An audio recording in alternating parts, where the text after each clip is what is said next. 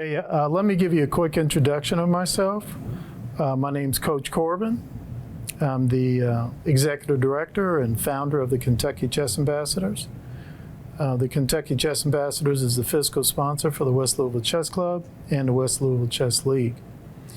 I've been probably a chess coach, professional chess coach, tournament director, organizer, after-school chess programs, spring and summer chess programs since about 2010. Today, this video is on algebraic notation. And algebraic notation is basically how chess players record their games. It is very important that you learn how to do algebraic notation. I don't care if you're a novice. I don't care. If you want to get better in chess, you have to know algebraic notation.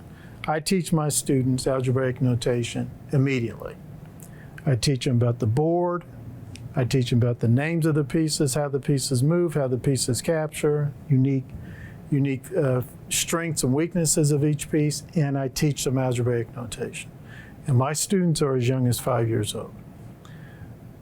You can learn algebraic notation. It may sound a little intimidating, but it's not as intimidating as it sounds. It is rather simple, and let me emphasize this, it is necessary that you know it immediately. Don't wait, know it immediately. Because if you don't know how to record your games, that's all algebraic notation means, it's the recording of your game. If you don't know how to record your games, and if you don't know how to read algebraic notation so that you can review your games, recorded games, and other players' recorded games, then it's going to be extremely difficult for you to get better, to improve. So let's get started here. This is obviously a chessboard. The numbers are what we call ranks. The letters are files. 8 ranks, 8 files. Everybody knows what 8 times 8 is. And yes, 64 squares on the board. 32 of the squares are dark, 32 are light. Each is very important you know your board. Each square in this board has a corresponding letter and number attached to it. Letter first, number second. So, where's the E4 square? This is the E4 square. I usually encourage people to put your finger on the 4, put your finger on the E, boom, that's the E4 square. A1 square, that's the A1 square. F7 square, that's the F7 square. Now remember, again, the letter first, the number second, and that determines what square it is. So as you're looking at this, just think to yourself, well, where's the G3 square? Give you a few seconds. It's right here. G3. All right. Here's the other thing you need to know. Every piece has a letter attached to it except for the pawn. The pawn is the only exception. And so let's just sort of talk about, this is the rook right here. I'm setting up the board right now. This is the rook. Right here. The letter for the rook is R. This is the bishop. The letter for the bishop is B. This is the queen. The letter for the queen is Q. Now pay attention, this is important. This is your king. And what do you think the letter for the king would be? I'm going to hesitate a little bit before I answer that. Well, the letter for the king is K. So here's a little bit of a trick question coming up. What do you think the letter for the knight is? Letter for the knight is N. We don't need 2 Ks on the board.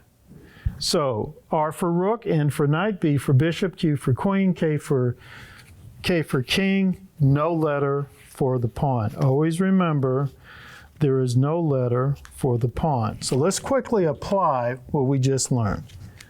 We learned that every square on this board, all 64 squares, has a corresponding letter and number attached to it. Every piece on the board has a letter attached to it.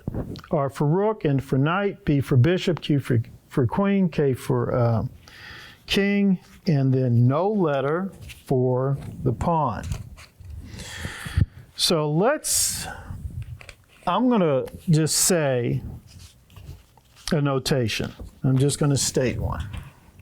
So let's say we're playing a game, white goes first, and I say E4. So what piece are we moving? Well, we've only stated the square. So it's obvious there's no letter stated for the pawn. There is no letter for the pawn. So it's E4. That's E4. So then let's say black makes a move. Now let's say it's white's move. And I said NC3. So what piece are we moving? Well, it's a knight. N for knight. What square is it going to? C3. So let's keep going like this. D4. NF3.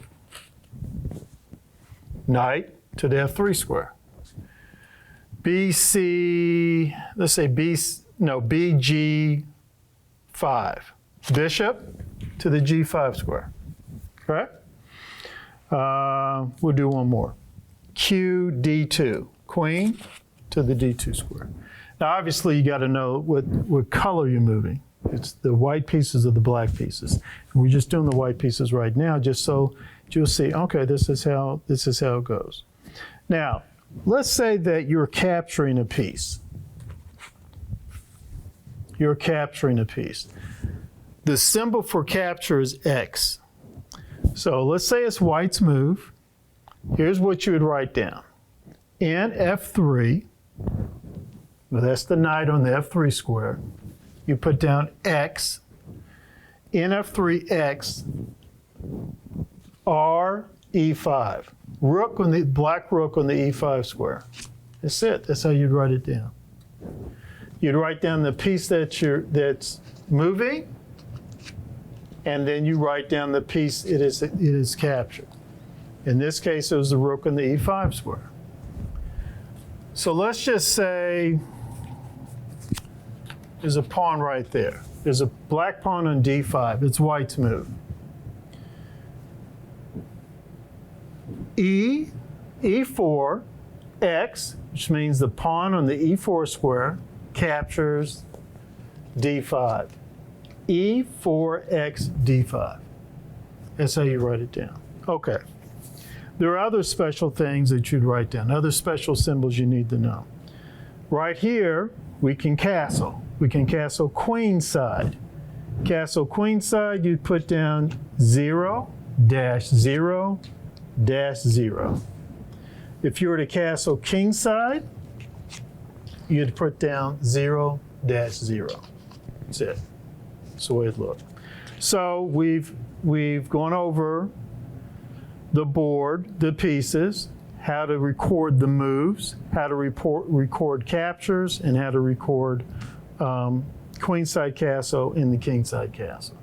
Once you've done that, you've pretty much got it. Now, there's one other special thing I just want to point out to you. There may be times when, let's say for example, it's white's move, and I say in E5. When you're doing algebraic notation, one thing is you got to concentrate. You're recording your moves and you're recording your opponent's moves, and you got to concentrate what's on the board. Stop looking at that little cutie across the hallway. Concentrate on the board. And I just said white, it's white's move, and I just said E5. We got a problem. If you're looking at the board, if you're concentrating, you should quickly see what the problem is. This knight can go to E5, and this knight can go to E5. So in a situation like that, same piece, as far as the same piece, it can go to the same square. How would you write it down? Again, you write down the piece that you're moving to E5. So NC4-E5. Or if it's the other knight, NF3-E5. There's another situation where you'll see this a lot. You got the rook here, rook there. Okay. So someone has written down RE1. Well, this knight can go to RE1, and this knight can go to RE1. You have to state which rook it is. And the way you state is, in this situation, RA1 dash RE1. You got to get it down right. Because if you just said RE1, and then when somebody's reviewing your game, well, they don't know if it's this rook or this rook. Okay? All right. So that's the basics of algebraic notation right there. Let me say this too. Again, I want to emphasize, it's extremely important that you learn this as a beginning player. And not only that you learn it, but you record your games as often as possible. It's very important that you record your games as often as possible. It is virtually impossible for you to really get better if you're not recording your games and reviewing your games, reviewing your recorded games. How do you review your recorded games? Well, you can just replay the whole game. Remember now, you recorded your moves, you recorded your opponent's moves. So you can review it on your own, or it's really best that you do it with your coach, one-on-one with your coach, reviewing game, or in a small group, everybody just gathers around and record you, and they just sort of say, just review it and go through it. I one time had the great privilege of having lunch with the late Denny Crum. As you know, he's Hall of Fame college coach. Had lunch with him at Simmons College. And we were talking about chess, and he's talking about how many times his players would play chess. And he loved seeing his players do that. And we actually had the Denny Crum Chess Classic a couple of times. And he commented that, Corbin, when you talk about algebraic notation, recording your games, that's like what I do when we just film our games, our basketball games.